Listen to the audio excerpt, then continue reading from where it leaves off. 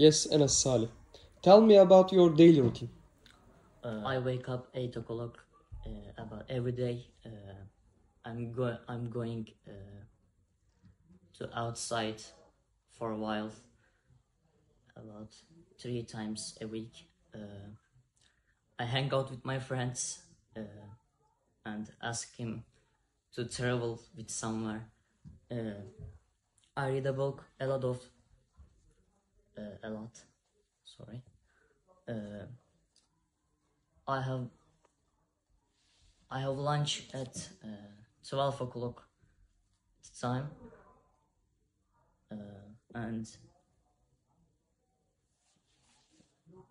I can walk sometimes in weekend.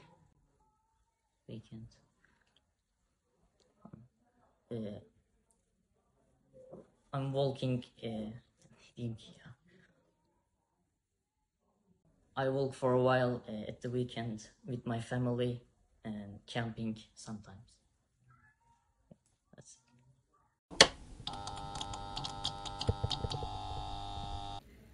Assalamualaikum. I am going to talk about KIM Foundation. KIM is an abbreviation. The whole name is Intercultural Communication Center. KIM was founded in 2010. And also KIM is introduced Islam to tourists who came to visit Istanbul. The members of KIM who are giving dawah introduced Islam at Süleymaniye Mosque, one of the most important artifacts of Mimar Sinan. I want to talk about history of KIM Foundation. The founders of KIM joined an education about how can we introduce Islam at mosques for 2 weeks in 2010. While they were studying education they suddenly think, how can we apply this program in our country? In this way, their adventure began at Sultanahmet Mosque, one of the mosques with the highest tourist density. And this adventure still continue over 13 years. Thanks to these activities, they broke prejudices of many tourists about Islam. Some of tourists started to research Islam, some of them took the Shahada. And after 10 years, there are lots of volunteers who are dedicated giving dawah. If you want to be a volunteer, no matter how old you are, there is a website which its name is Cross Culture. And the last thing I want to say, the purpose of KIM is introduce Islam. After become a volunteer, you will see a calendar in website. And if you want to reach videos, education videos, you should have an appointment with them. You should meet with them.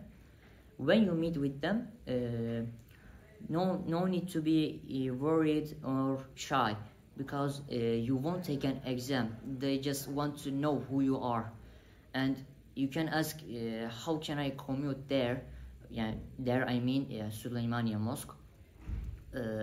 Don't worry again, you can take the subway, you can go via ferry boats, and it's up to you. There are lots of options, and after some times you will find your feet. After become volunteer, you should watch videos slowly, no need to be in a rush, and I want you to know that no one throw you in at the deep end.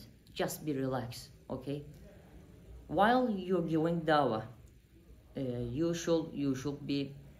while you're giving dawah, no need to be in a rush, okay? Haste makes waste.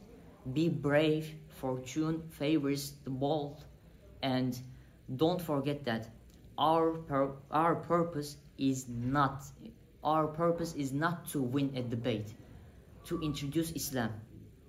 Okay.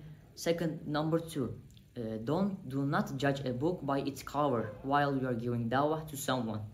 Maybe he feels dizzy. Maybe he has fever. You can't know that. That could be happen. And number three, our giving dawah is our duty. Number four, before you giving dawah, you should practice among volunteers. Number five, while giving dawah, you should be honest and polite. Honesty is the best policy. And don't forget, hope for best, prepare for the worst. You can ask, what do you mean? I mean, for example, you talked with a tourist for hours and he didn't took shahada. That can happen. And I want to give an example for giving dawah.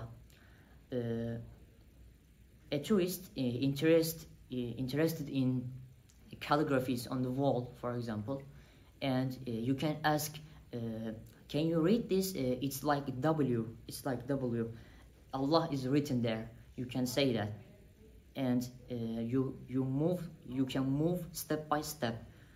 And lastly, I want to talk about Yusuf, who is converted Muslim.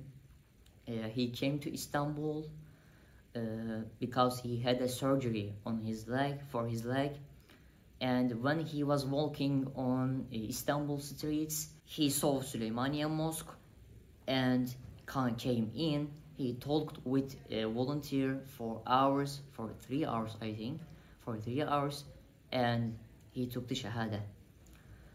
Thanks for listening.